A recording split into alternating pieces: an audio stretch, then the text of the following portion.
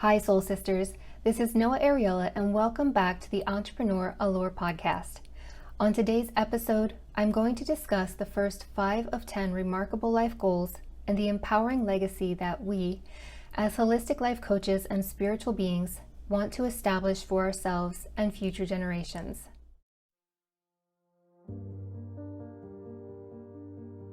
My story is one of a veteran, a federal government employee, and a mom who gave herself permission to confront and release the illusion of security that a 9-to-5 job created in order to discover and align with my life purpose as a holistic practitioner.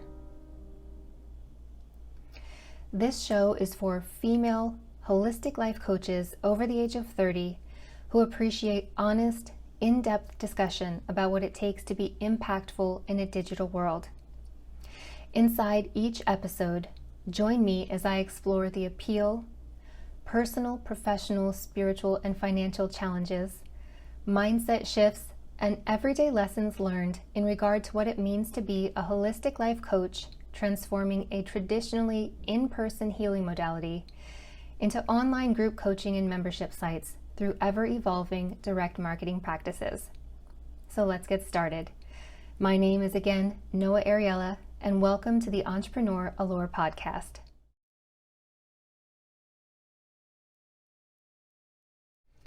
Hi, Soul Sisters. As you well know, we are in an era, a period of transition in which people are awakening to the fact that we create our reality, that nothing is haphazard, everything is interrelated, and that the vibration we align with and become attracts more of the same energy. We are aware or being introduced to the fact that we have control over what we manifest into our lives on a daily basis. If you're listening to this podcast and you're a holistic practitioner, chances are you've been on a journey of self-exploration, overcoming limiting beliefs, and consciously choosing to focus on the positive in each situation in order to attract more positive energy. For what we focus on in our thoughts and choose to apply emotion to grows. And it's a type of emotion we apply, be it positive or negative in nature, that dictates the outcome of any given situation. If you're at the point where you are consciously seeking to overcome the challenges created by your conditioned self and are purposefully trying to align with your authentic self, your higher purpose, you more than likely fall into the categories of being a healer, an empath, or someone who innately believes in holistic care, which is the active pursuit of healing the whole person rather than just the symptoms of any state of dis-ease. And I use the term dis-ease instead of disease very intentionally. I learned it from an inspirational gentleman named Bob Proctor.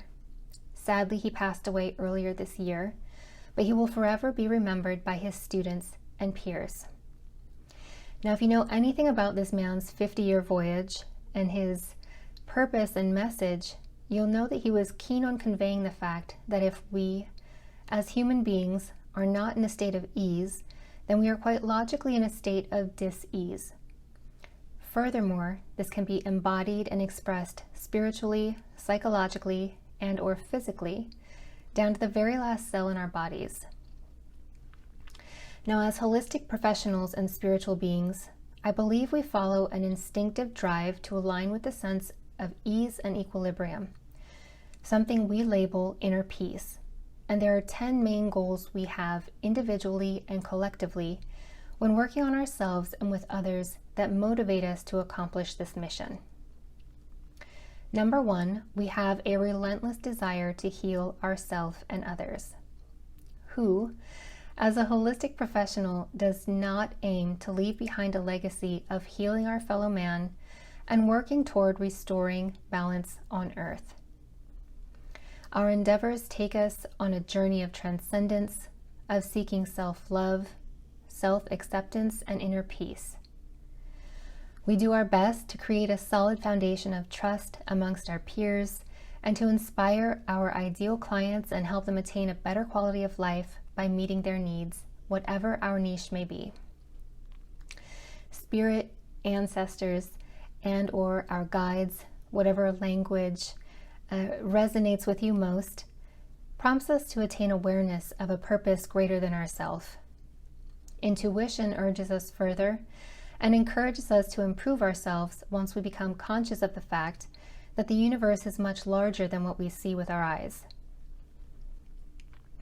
In our interpersonal relationships, we're connected in such a way that once we become aware that we can be something more, we want to bring everyone we know along for the ride.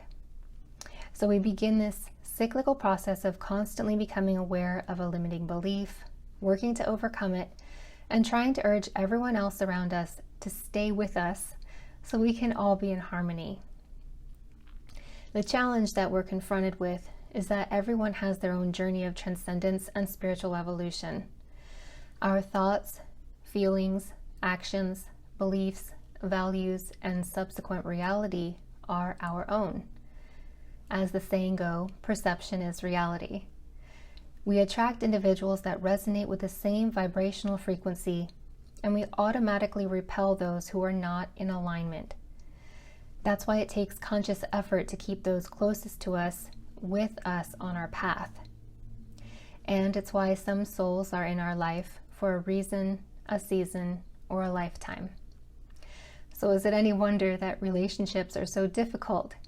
And are we able to let go of another soul with acceptance, well wishes, and peace when our paths begin to diverge and go their separate ways? Number 2, we want our authentic self we want to be our authentic self in the execution of our life purpose, whatever that may be. Before we come into our human form, we're already part of the universe as a whole. We are energy, spirit, a high vibrational, perfect source of life that has yet to embody anything negative. When we're in utero, we are genuinely happy and know our purpose. We're associated with select soul groups, and as such are attached to certain soul contracts, some of which come with a bit of baggage. Eckhart Tolle refers to this as the collective consciousness of humanity. And then we're born and introduced to others' egos, everyone else's conditioned self. This psychological protective persona is created when we are confronted with the conditioned self of our parents, family members, community, and those we're exposed to in childhood. And so we experience and develop characteristics of self-doubt, shame, fear, anger, sadness, depression, and any number of coping mechanisms that try to keep us safe from the dangers or perceived failures that could happen to us at any given moment. It makes us forget that life happens for us. That conditioned self slowly starts to overpower our authentic self, and we soon lose sight of our life purpose, and we fret over the tiniest of things until we experience a down spiral of negativity that feels impossible to escape. So to become aware of the fact that this is simply a construct created in our minds to essentially keep us safe, we have to acknowledge that we have the ability to choose whether to listen to our conditioned self or become the observer of those thoughts, but set them aside. We get to choose to rediscover our authentic self and realign with our life purpose to fulfill our destiny. We have free will to choose our higher purpose. There is nothing forcing us to stay at a dead-end job that has no association with our passions, with a lengthy commute that enables time to slip through our fingers. Nothing that says we have to become someone else's employee in order to have a fulfilling life. That is but an illusion, a conditioned mindset, a construct that's no longer viable in a society today for a large amount of the population that is experiencing a new birth and a period of awakening. We have the ability to be an outlier, to be a soul that intentionally aims to reach its fullest potential. And what every holistic life coach and practitioner has in common is that we choose to express ourselves in our own unique way. After all, there's only one of each of us. There has never been another you or me, and there never will be again. So it's up to each of us to be the best version of our authentic self that we can be, and none of us escapes that calling. If you'll give me a moment, I'm just going to have a sip of water.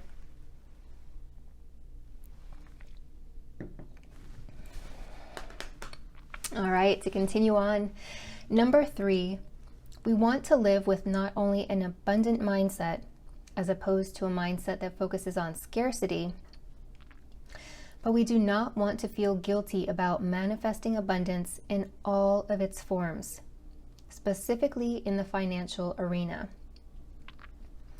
For whatever reason, religion has been distorted century after century to make spiritual individuals feel like they have to be straight up poor in order to be accepted within the religious community as a true believer or practitioner who leads their own tribe. And nothing could be more absurd. So today we find ourselves as holistic life coaches and practitioners trying to overcome the limiting belief that, big surprise, we can't possibly be financially free and spiritual at the same time. Now, deep down, each and every one of us knows that it's completely unrealistic and obscene to even suggest that the two cannot be aligned. But we struggle with that mindset anyway, because it, like so many other limiting beliefs and pain, has been passed down generation to generation without the majority knowing it exists in the subconscious mind and collective pain body.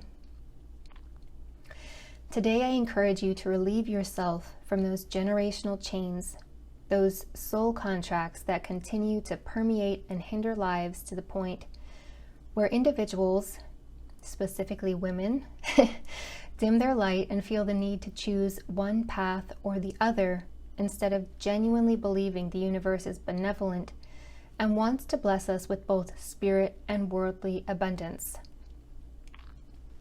Number 4, we want to help awaken others' sense of awareness and raise the world's vibration. The desire to make others aware of their vibration and energetic state of all things in the universe cannot exist in humans without a state of conscious awareness. It would be putting the cart before the horse. As a part of our desire to heal ourselves and others, we have to develop keen awareness that we need help in the first place. We need to acknowledge that we are on, for lack of a better term, a hamster wheel going nowhere. Once we have that epiphany, the thought that there is more to our existence than just breathing from birth to death, then we can ascend past that into a mindset that very naturally desires personal and collective growth. And because we come into this human form as a spiritual being, we already know about all of this, but we get lost in our conditioned self, in those fears and doubts. And part of our journey is finding our way back to our authentic self so we can continue to evolve in this life, just like we've done in so many lives prior. Number 5, we elect to be self-employed, self-made to the extent that we are able, and to have freedom to express ourselves without others' expectations about what we should be getting in the way. This is huge for women, let alone women that are healers, empaths, and holistic practitioners. We are conditioned from an early age to please, to be quiet, not to rock the boat, not to talk back, not to disagree, to just do as we're told. The list goes on. And the long-term consequence is that we have generations of women that experience an internal struggle to align with their authentic self. Because being our authentic self means we reach a point where we need to speak our truth. We're put in a position where we disagree with the mainstream, where we're guaranteed to rock the boat, and where, God forbid, people will dislike us. It may be a very small percentage, but due to the fact that we're sensitive to energy and vibration, we still feel that negativity acutely, and it hurts. Now, instinctively speaking, there's safety in numbers, and that's what our conditioned self tells us, for survival purposes. However, we're in an era where we can afford to have a different opinion and lifestyle.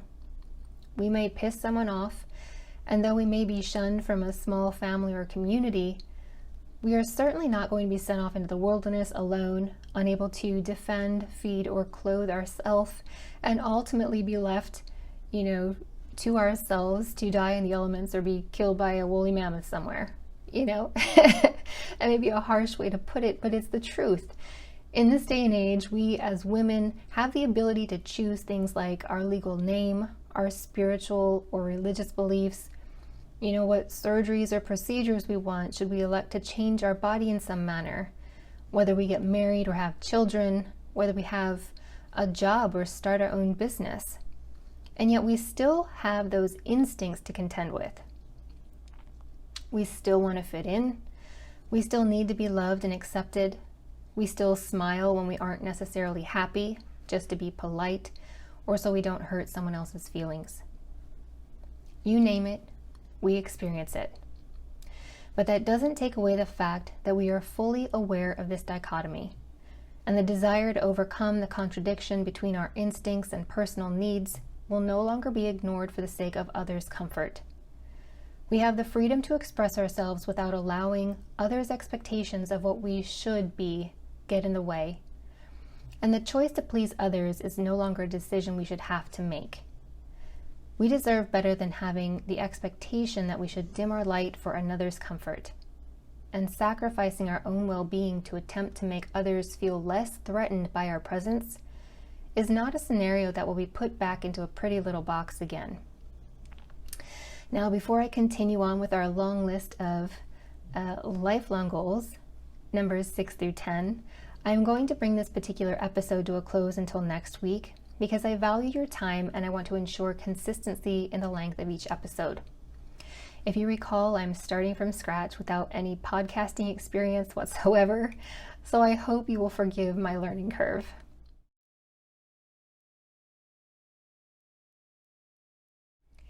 Before I leave, I'd like to thank you for listening to this episode of the Entrepreneur Allure podcast. If you like what's being presented, please take a screenshot on your phone or computer that shows what episode you listen to and post it to Facebook, Instagram, TikTok, or whatever your social media platform of choice is. In your post, please be sure to tag me and let me know what portion of this message resonates with you the most and what you'd like to hear about in the future. That transparent communication helps me understand your needs and allows me to create meaningful content for you. Additionally, external to this podcast, I help female holistic life coaches over the age of 30 to create their own online course. This is for holistic business owners that strive to utilize sales funnels and online membership sites to reach their ideal clients. So if you're ready to bring your business online and you've had difficulty finding someone that currently aligns with a strategy to get you there, go on the following link and watch my free masterclass. It's bit.ly/entrepreneur-allure. Again, that's an abbreviated bit.ly link, and the website address is bit.ly/entrepreneur-allure. My name's Noah Ariella, and I'm the host of the Entrepreneur Allure podcast. Thank you for listening, and as always, don't wait until you've reached some undefined version of the pinnacle of success to share your experiences. And don't hide your challenges. Your ideal clients are waiting to hear your message, so the sooner you take massive action, the greater your impact will be. Remember, there's a champion in every woman. Many blessings.